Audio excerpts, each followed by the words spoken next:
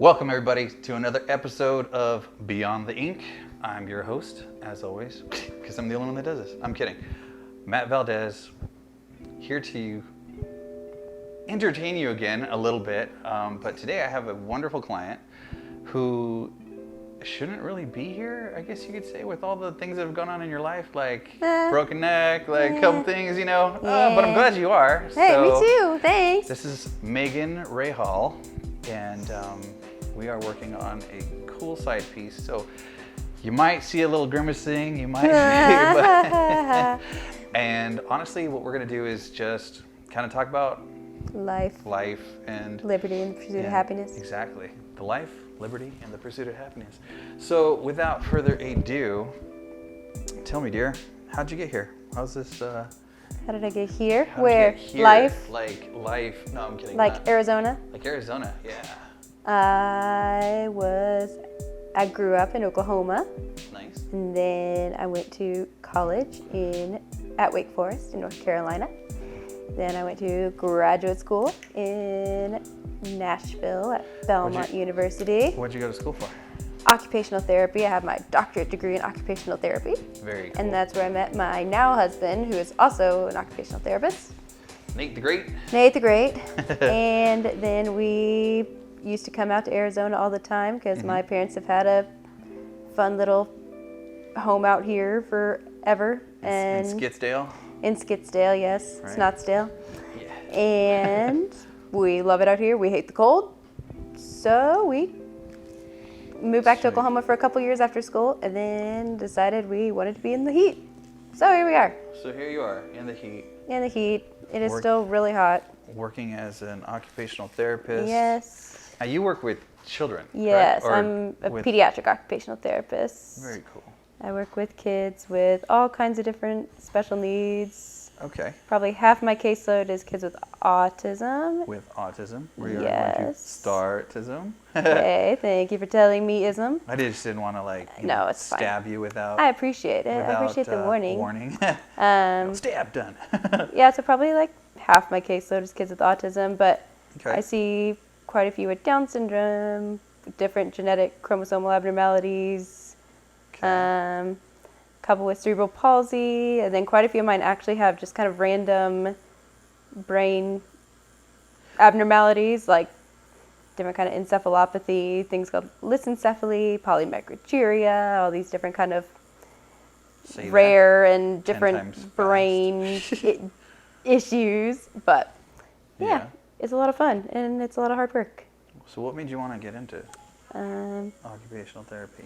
I love kids, and I actually, or in terms of pediatrics, that's why I wanted to go to pediatrics. But OT, I actually didn't even know what it was until I was halfway through college.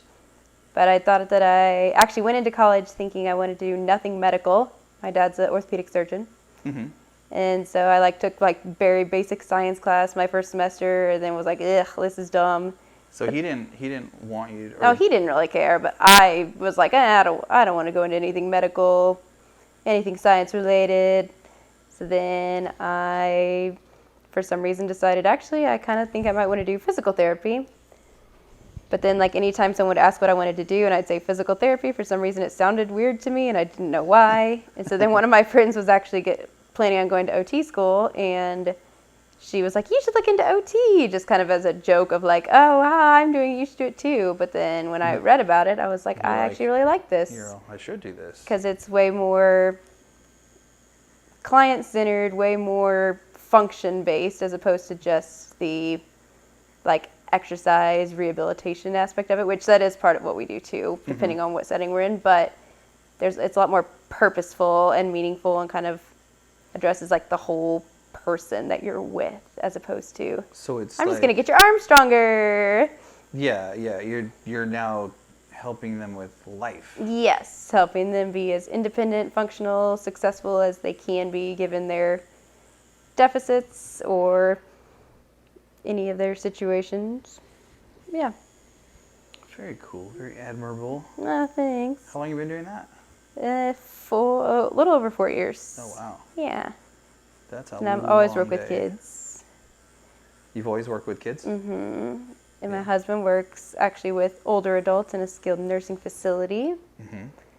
Who's your favorite person that you work with? Do you ever like? Oh gosh, I have so many. Do you get favorites or do you get like? We're not supposed to have favorites, True, but I I know. totally do. So allegedly. Who's your Allegedly.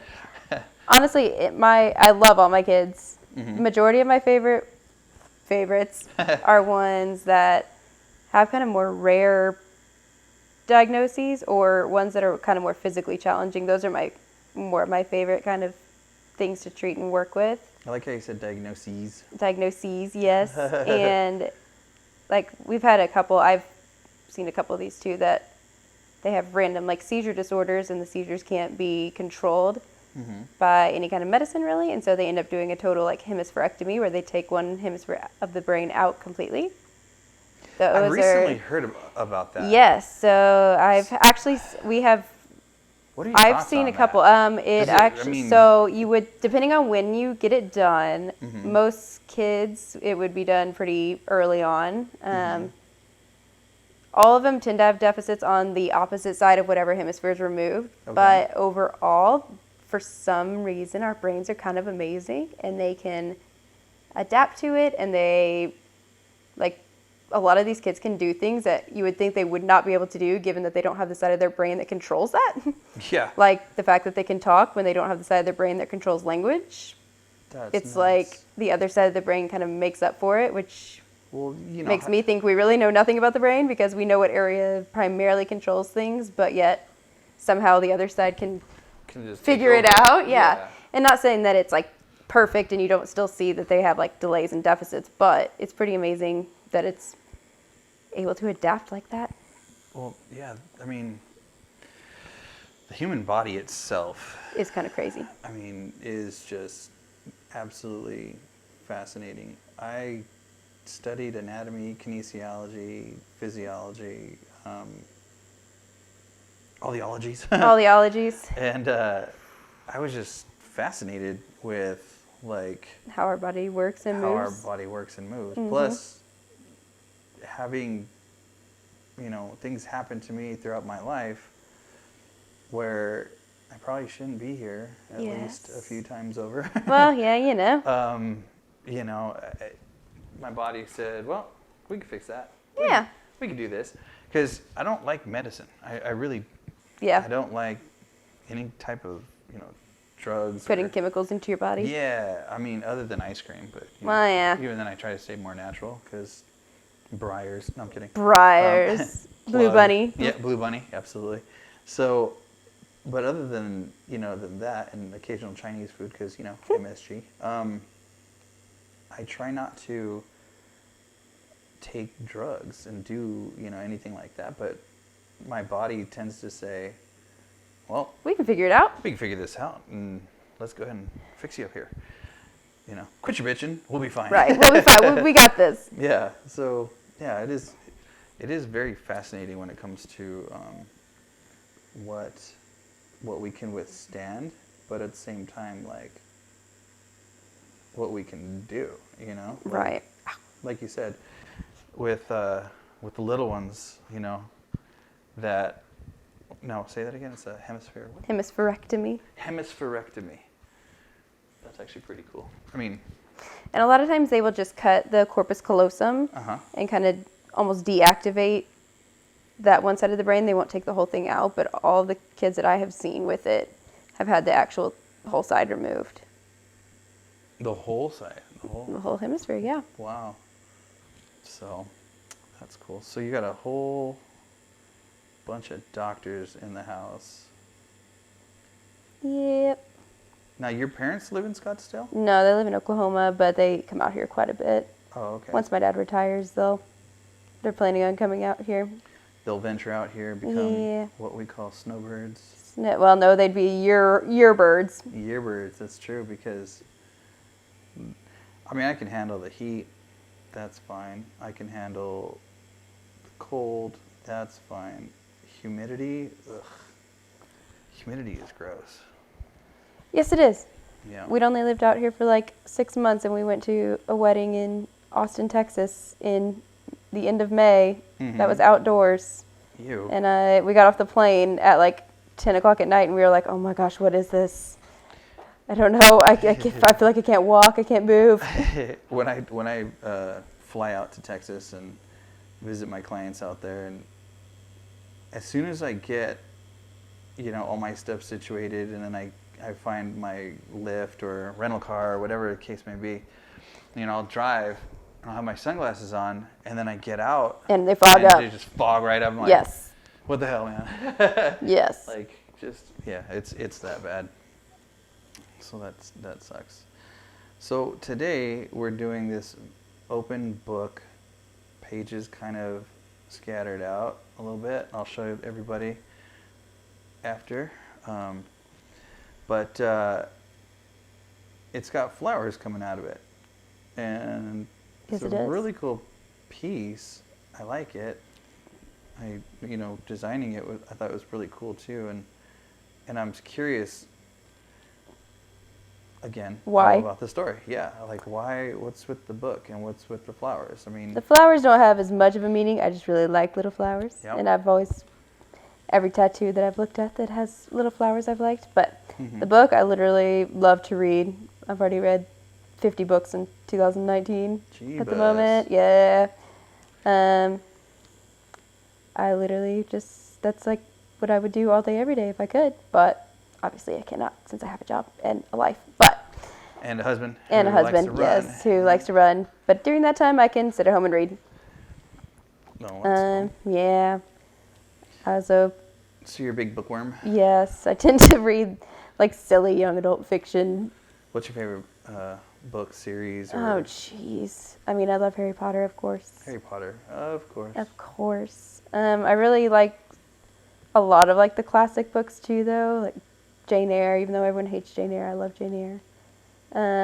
There's a couple other like fantasy kind of authors that I read a lot of, and I constantly am like looking to see if they have anything else out. But who was that? Who was one? Of Colleen Vanderlinden is one. Then Laura Thalassa. They're like ones that like I feel like a lot of people haven't heard of, but if people have, then they love them. Yeah. That was like me with Christopher Moore. Not too many people knew who he was. I've never heard of him. See, he's kind of a fictional fantasy writer, and like he writes these. They're pretty easy reads, but they're fun, and that's the kind of stuff I like. And there's a lot of shit talking involved, but at the same time, there's a lot of it's a good story, and it's a good read. Like it's just entertaining. It's very visceral. You definitely know where you are in his books, and I like those. I like them. It was funny because my cousin was, and I didn't even know this. She was the editor, or worked in the editing department for the publishing company. He was one of their writers. Oh, really? Yeah. That's cool. And so we were talking at I think it was either her wedding or or another one of my cousin's wedding, and I was telling her that I was reading this book from Christopher Moore. She's like, Christopher Moore? And I said, funny. Not personally, but love his books. So she was like, oh my God, he's one of our writers. And I said, by one of your writers, you mean? She's like, yeah, for our publishing house. And, that's really cool. And she goes, I can get you his books. I was like, what? Well, that would have been great. Had I not already read them all? 5 years ago. Yeah, right. Exactly, because I already bought them all. So I'm like, and I've already read them, and they're really good. I'm going to pull you back just tiny bit like that. Because you keep running away for some reason. I don't know. Stabby. Run. I know you're not even the runner. Nate's the runner. No, I was slow. I was slowly leaning. And you're slowly like, yeah, boom, walk away.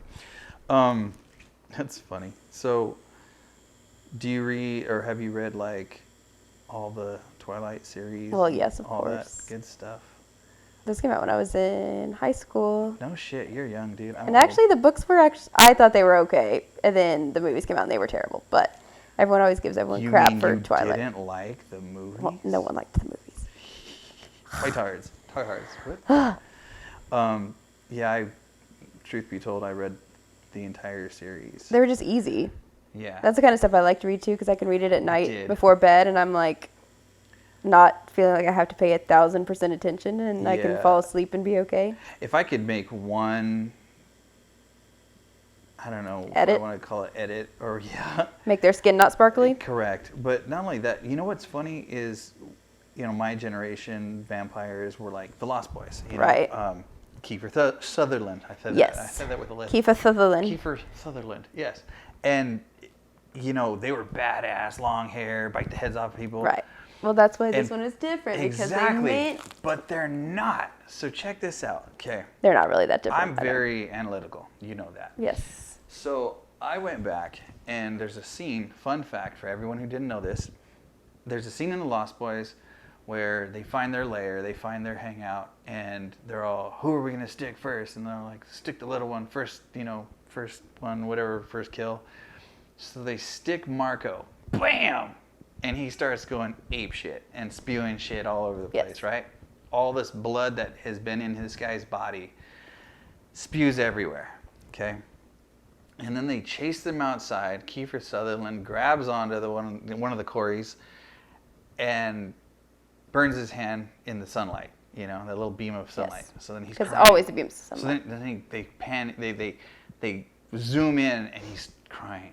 The vampire cry. And so I was like, fuck, that's the first one. But then they get out, right? Yes. They're in Grandpa's old convertible, and all of the guys, all the Corys, both Corys, and the other frogman dude, and they're fucking sparkling. No. Every single one of them. No. Our vampires sparkled too. Yes. No. Look it up. I don't believe it. Go watch it. Actually, I do believe it, And then but leave a comment below saying, Matt, you were right. you were Our right. vampires You're always sparkled right. too.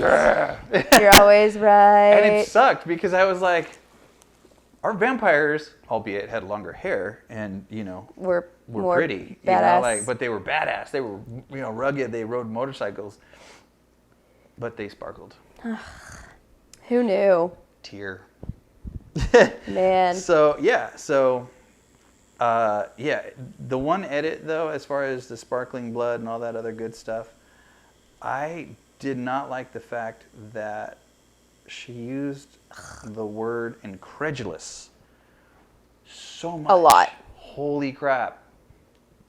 A lot. A lot, yes. Her writing was not the best. Yeah, Stephanie Meyer, I love you to death. There's a It's couple cool. other authors like that I really like this story, and I tolerate it, Yeah. the writing because of that, but Like Stephen King.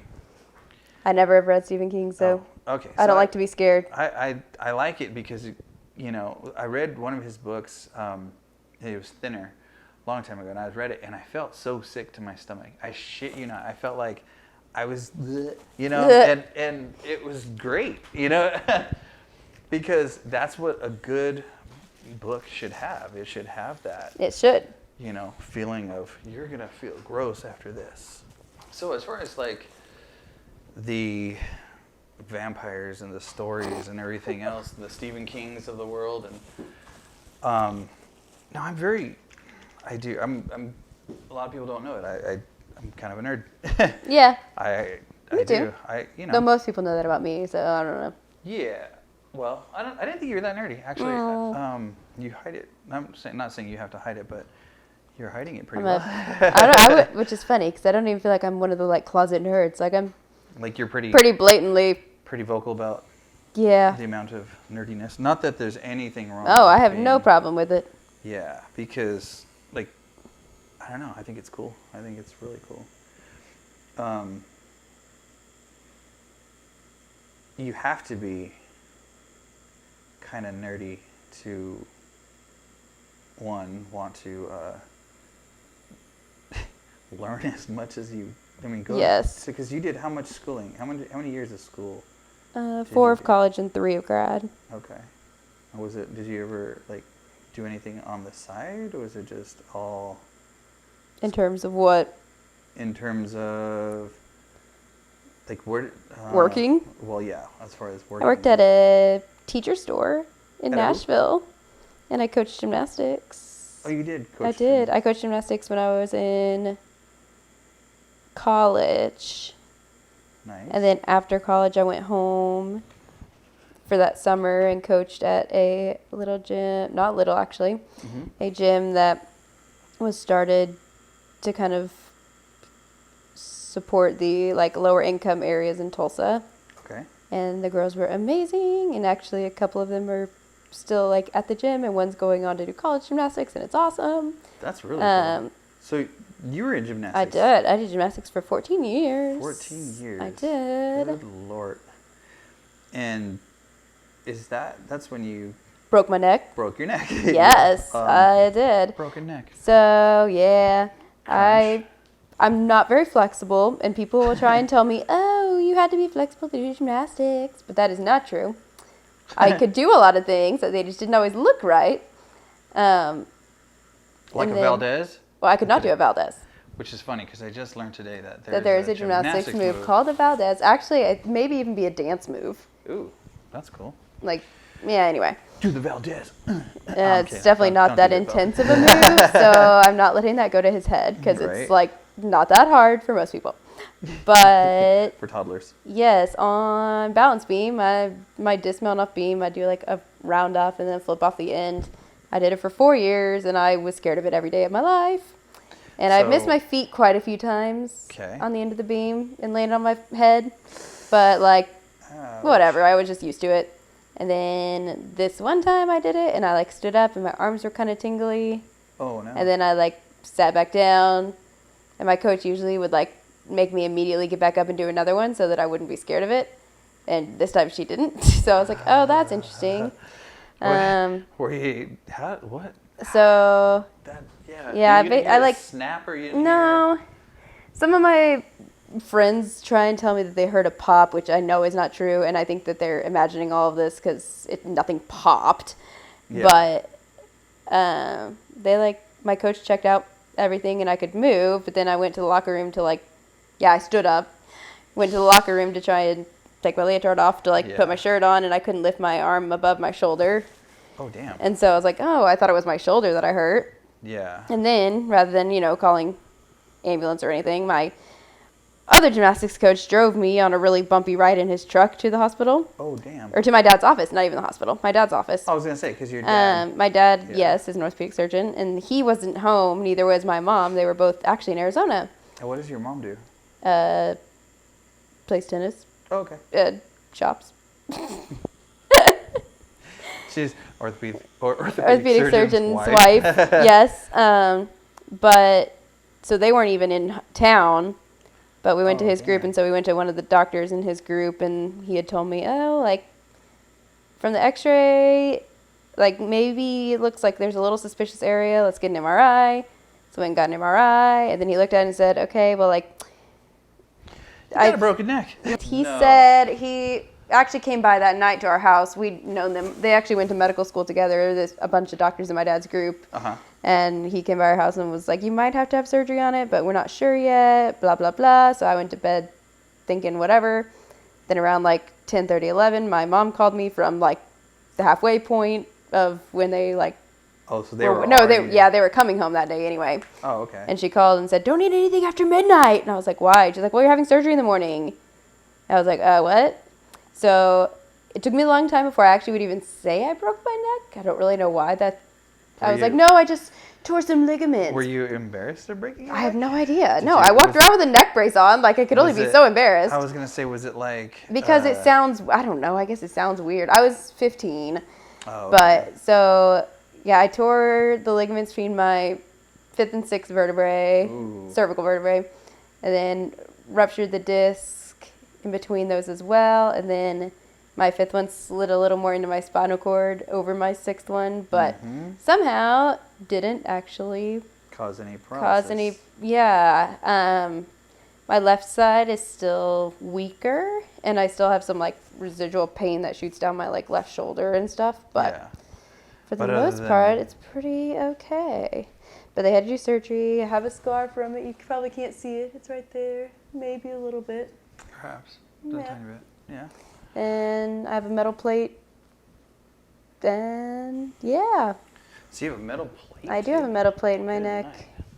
So you have to No. People, no, doesn't bother you when you go through airports. No, I knew that was what you were gonna ask too, because that was the first thing I asked, because I wanted it to be one of those like I get to carry a social card, but no. Oh, it's not that much metal. Apparently not. And I know, like literally yeah, 15-year-old Megan was like, "Don't I get to set off the alarms?" No, I don't. So yeah, then I clearly stopped doing gymnastics. Wow. But I still follow it obsessively.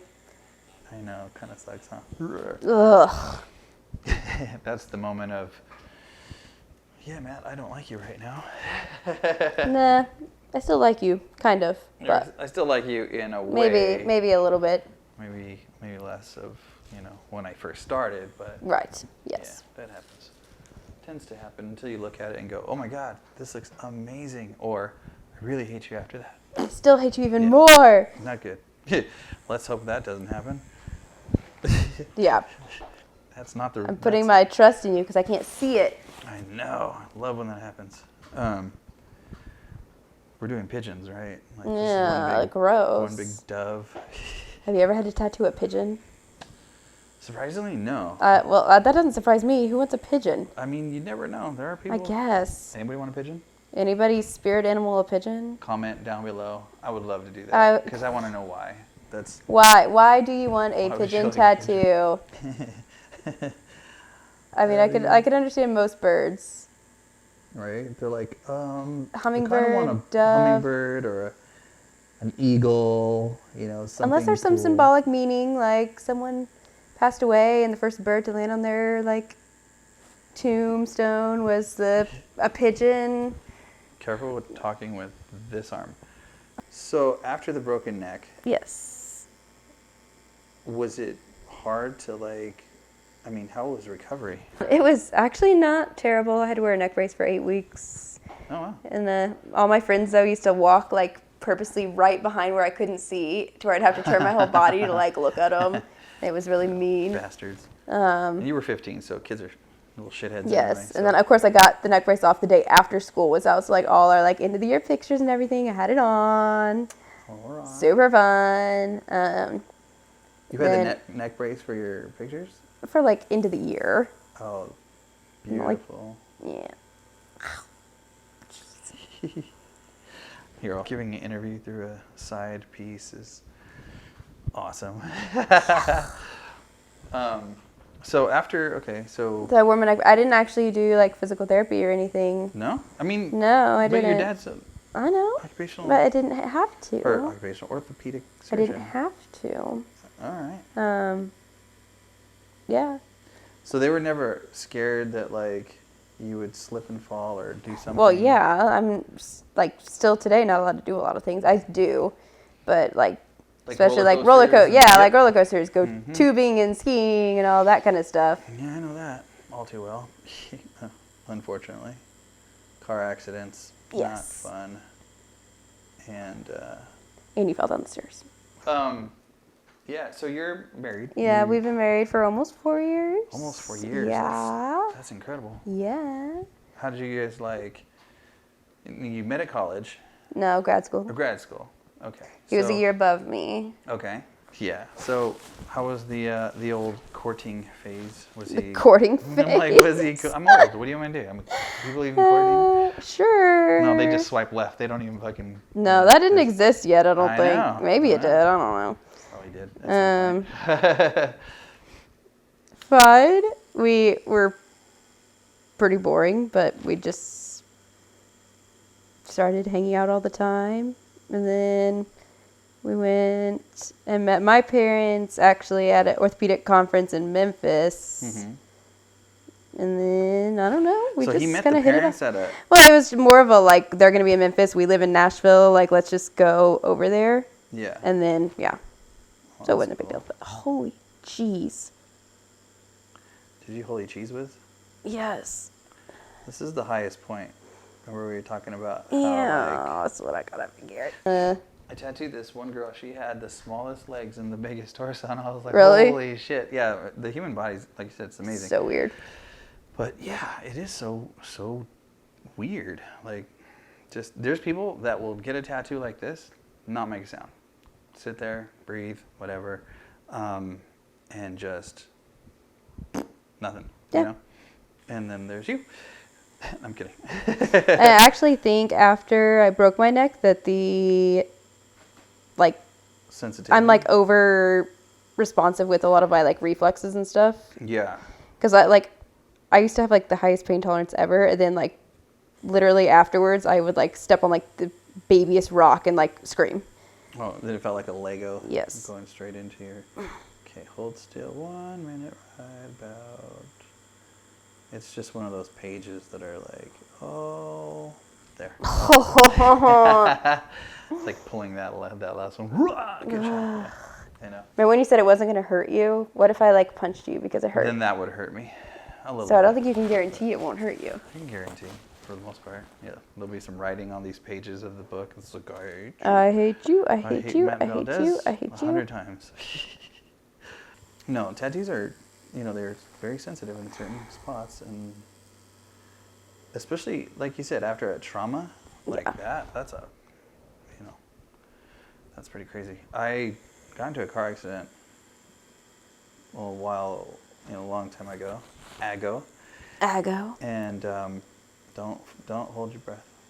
If you anticipate it, it'll hurt more. That's weird, huh? You just want to relax. When you tense up like that.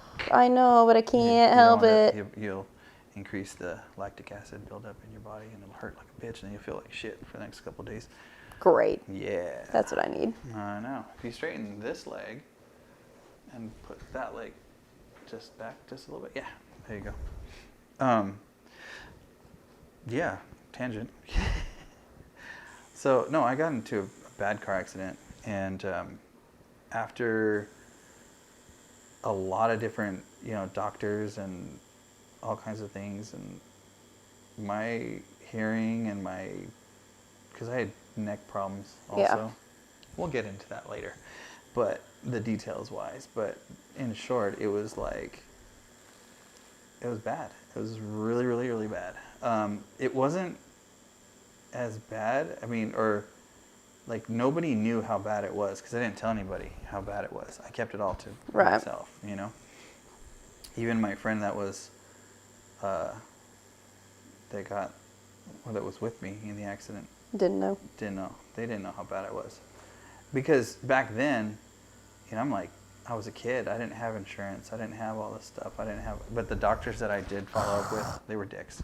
Yes. And they were like, well, kid, you don't have money to pay for anything, so let's just go ahead and, write you off, Right. I guess. It was funny because I started losing like a ton of weight, and I started, everything that they said. So I don't know if it was psychosomatic, but it was really happening. And I left California I moved to Utah to go live with my mom. And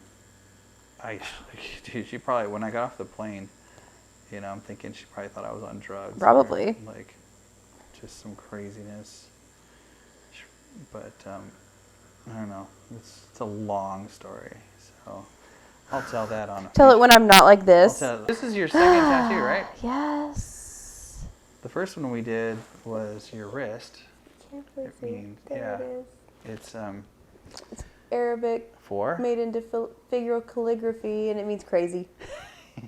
It literally means crazy. Yes. If you go like that, show them in that camera. I can't turn my wrist that far. can. No, I can't. No, you can't. Okay. No, I can't. I know. Remember, I'm not flexible. That's true. You cannot do a Valdez. I cannot. It's true. So. Definitely not now. Yeah. So, hey guys, I just wanted to wrap up this episode really quick of Beyond the Ink. As you can see, my client is not here. She didn't take off for any particular reason. There was just pain issues. So, wasn't feeling it today. We got a lot of the black work done. We got we got the line work, got the black and gray. Some of the shading was just hurting a little bit too much. Again, side piece, very, very hard. One of those spots that it sucks. It's just no way around it. So I went ahead, we rescheduled, got a little bit more time for her to heal, time for her to just basically regroup. So Nothing against it. Nothing.